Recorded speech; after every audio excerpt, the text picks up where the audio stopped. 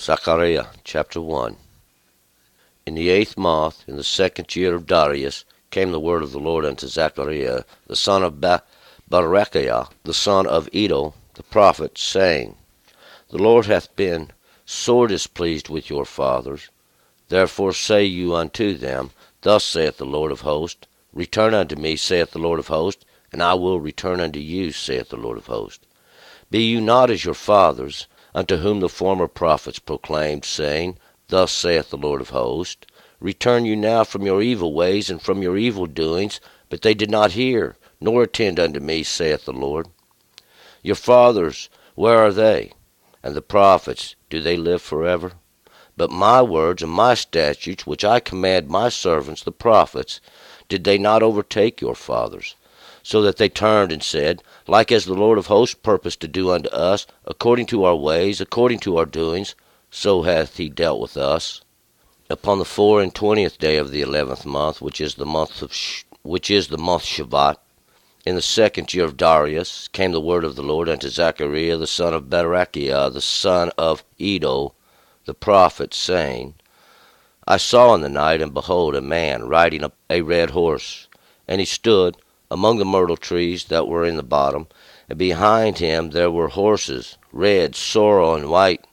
Then said I, O my Lord, what are these? And the angel that spoke with me said unto me, I will show you what these are.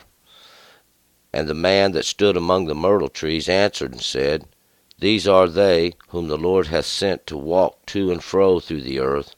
And they answered the angel of the Lord that stood among the myrtle trees, and said, We have walked to and fro through the earth, and behold, all the earth sitteth still, and is at rest. Then the angel of the Lord spoke, and said, O Lord of hosts, how long wilt you not have compassion on Jerusalem and on the cities of Judah, against which you have had indignation these 70 years? And the Lord answered the angel that spoke with me with good words, even comforting words. So the angel that spoke with me said unto me, Proclaim you, saying, Thus saith the Lord of hosts, I am jealous for Jerusalem and for Zion with a great jealousy, and I am very sore displeased with the nations that are at ease, for I was but a little displeased, and they helped for evil. Therefore thus saith the Lord, I return to Jerusalem with compassions. My house shall be built in it, saith the Lord of hosts, and a line shall be stretched forth over Jerusalem. Again proclaim, saying, Thus saith the Lord of hosts, My city shall again overflow with prosperity, and the Lord shall yet comfort Zion, and shall yet choose Jerusalem. All right, let's go back up to verse 1. We are starting the book of Zechariah. Zechariah is those that are remembered of God. It means they're remembered, to be remembered of God. He is the son of Berechiah, and we have heard about Zechariah. He was mentioned in the book of Ezra, and he was be prophesying during this time of Ezra, and along with Haggai, those that are festive, the festive. And it would be during this time where the nations that were around all the children of Judah there, who was trying to reestablish the temple of God, were causing them some trouble, hassling them, doing everything they could to stop the progress. But we'll find out through the acts of Darius and the other kings that of course God had set over the kingdoms at that time, prospered those of Judah in their return. But we'll be picking it up here in the first verse, in the 8th month, in the 2nd year of Darius, came the word of the Lord unto Zechariah the son of Berechiah, the son of Iddo, the prophet, saying, and it would be in the 8th month, and the eight is a new beginning. It's like the new beginning, or the one after the 7, after the accomplishment. And in the 8th month is even that portion of a new beginning in the month, or that lesser light that God give to rule over the darkness in the beginning. even a lesser teaching, and it would be in the second year of Darius. And in the second year, it's going to be something that we can witness. Second is something that could be witnessed in the year, and the year is a cycle of days. It's a greater understanding. The days being the lesser understandings or smaller understandings that accumulate even into a greater understanding. And this would be that witness the greater understandings even of Darius. And Darius means the Lord. When then during this period, this word that come from the Lord, even unto Zechariah, and that would be those that were remembered of God. He was the son of Berechiah. Berechiah is those that are blessed, the blessed of God. He is the one that come forth from Edo. Edo is his witness, but what Edo means is this one who comes before. And he is the prophet. He is the speaker, the one speaking, the saying, the Lord hath been displeased with your fathers. And the Lord had been displeased with your fathers, those that the generation that was before you. And we find out that God had punished them, and God punishment was continuing. The judgments of God was continuing. We'll find out because they refused to turn or return to the understanding which God gave them even in the beginning. The examples are documented throughout Chronicles, and this is how the captivity came to be. It wasn't because they had done that which was right before the eyes of God. 3, therefore say you unto them, Thus saith the Lord of hosts, Return unto me, saith the Lord of hosts, and I will return unto you, saith the Lord of hosts. Therefore, we find that God says, Return unto me, saith the Lord of hosts, and I will return unto you. Return unto me. And that requires to observe the understanding that was given in the beginning. 4, Be you not as your fathers, unto whom the former prophets proclaimed, saying, Thus saith the Lord of hosts, Return you now from your evil ways and from your evil doings. But they did not hear, nor attend unto me, saith the Lord. Be not as your fathers. Don't be like those where you come from. Don't be like those that were before you, unto whom the former prophets, unto these prophets, these speakers that were before, said these same things. Thus saith the Lord, Return you now from your evil ways and from your evil doings. But they did not hear, nor attend unto me. They didn't listen. No one was listening or doing what God asked. Return to that which I give you in the beginning. Return from your evil and wicked ways, from the distortion. 5, Your fathers, where are they? And the prophets, do they live forever? Your fathers, those that was before you, where are they? We'll find out. It's the time. Time passes. Time goes by, and sooner or later, we all come to the end. See, and that's the end when there's no longer a chance to turn, no longer the ability in your hands to return. And the prophets, those that speak, do they live forever? No, none lives forever. 6, But my words and my statutes, which I commanded my servants the prophets, did they not overtake your fathers? So that they turned and said, Like as the Lord of hosts purposed to do unto us, according to our ways and according to our doings, so hath he dealt with us. But we'll find out my words, the words of God, and statutes, the statutes in which he commanded by his servants, those that he sends. That's the messengers. It's documented here that they wrote it down, the prophets, the speakers. And we'll find out that their words did overtake your fathers. They did. See, the law goes forth and the law divides. The law does it.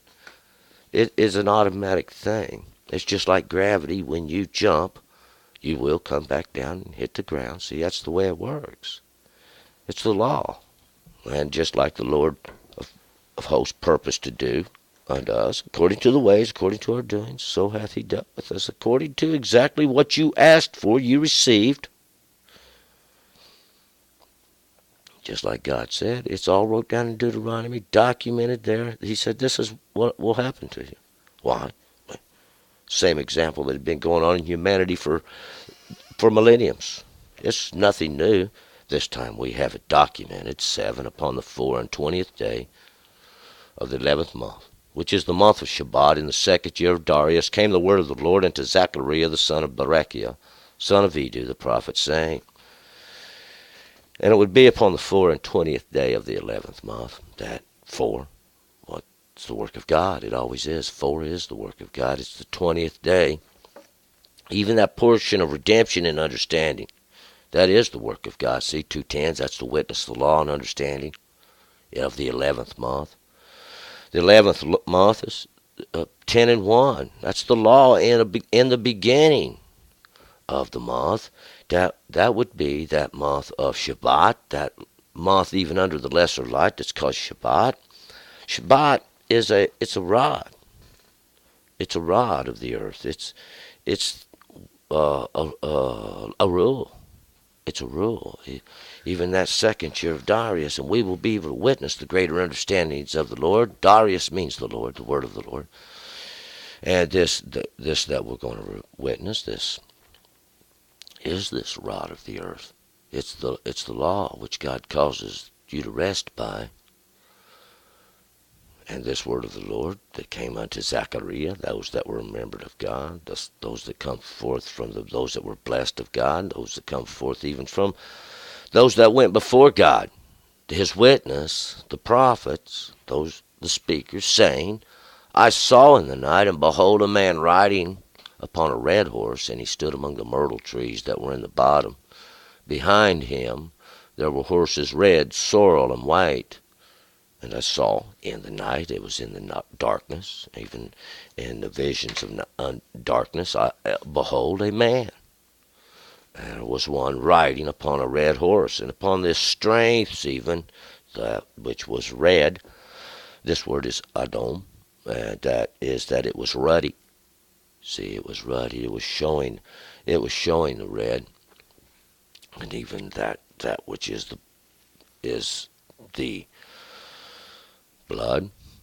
And we'll find out that he was standing there among the myrtle trees. These myrtle trees usually grows in groups. They're like a shrub or a smaller tree, a tree that doesn't grow to a great height, but it is very pleasant.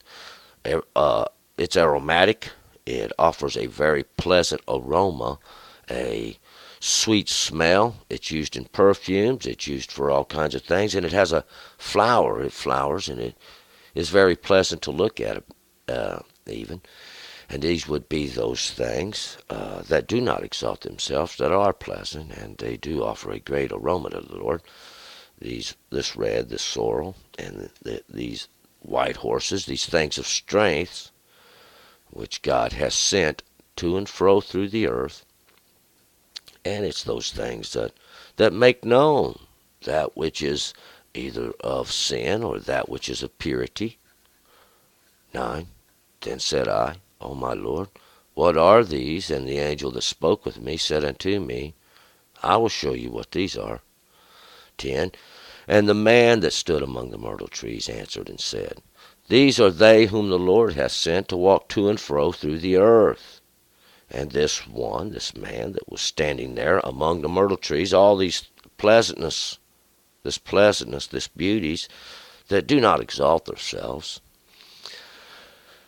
these are they whom the Lord has sent to go to walk to and fro through the earth, and to make their path to and fro through the earth. And we'll find out it's the law, it's the judgments even that come from, it's the judgments or the blessings, whichever way it may be.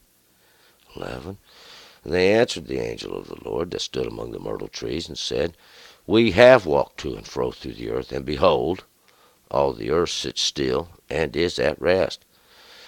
And these that were upon the horses that stood behind the man that was among the myrtle trees answered and said, We have walked to and fro through the earth. We have been making our paths to and fro through the earth.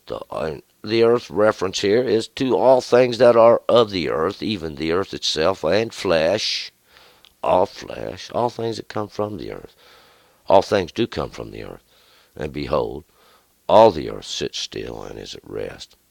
And this would be the way that we'll find out. For as long as she sat still and was at rest, she kept her Sabbath, which would be the fourth commandment of God. You shall keep my Shabbat, you shall keep my Sabbath, and you shall keep the law of God. 12. Then the angel of the Lord spoke and said, O Lord of hosts, how long will you not have compassion on Jerusalem and on the cities of Judah, against which you have had indignation these 70 years? Then the angel here is,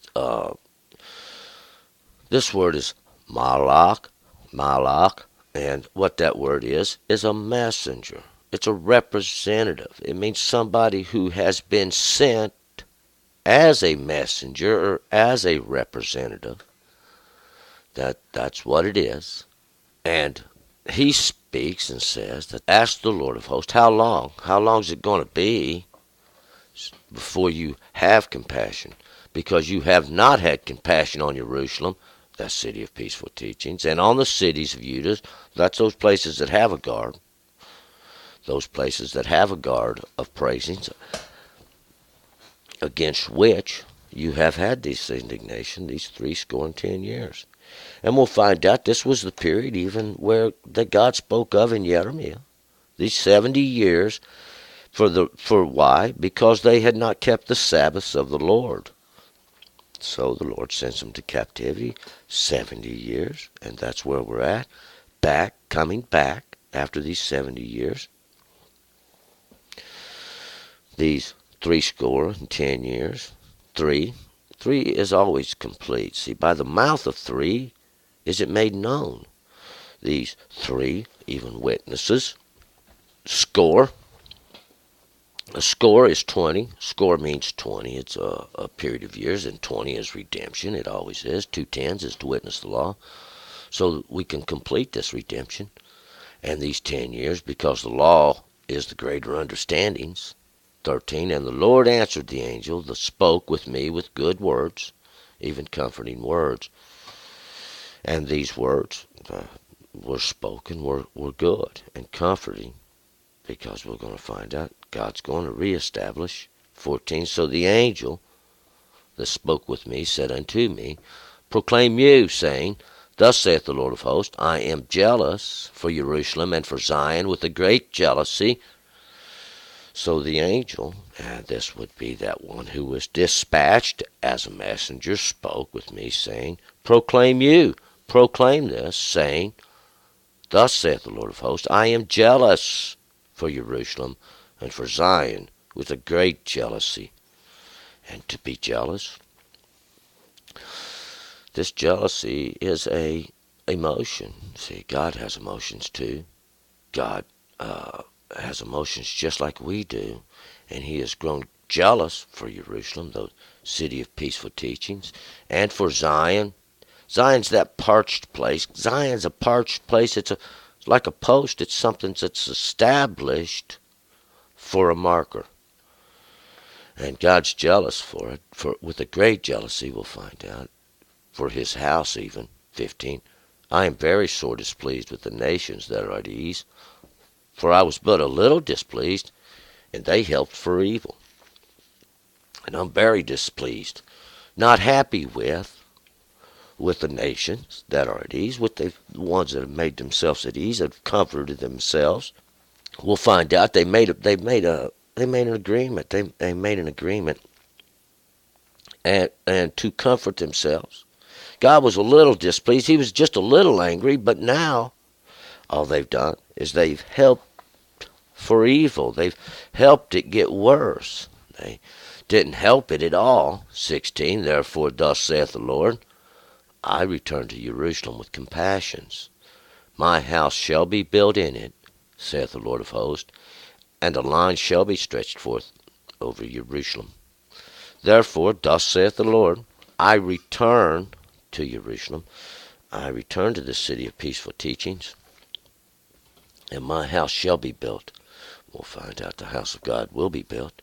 it will be done. Anytime the Lord speaks, it's exactly what happens. This line shall be stretched over Jerusalem. A line is a determination. It's so we can pull out a measurement and set the line thereof to make it straight. See, to line it up, to prepare it. This is a determination. It's a determination, and it will be stretched forth over Jerusalem. That is that place, that city of peaceful teachings.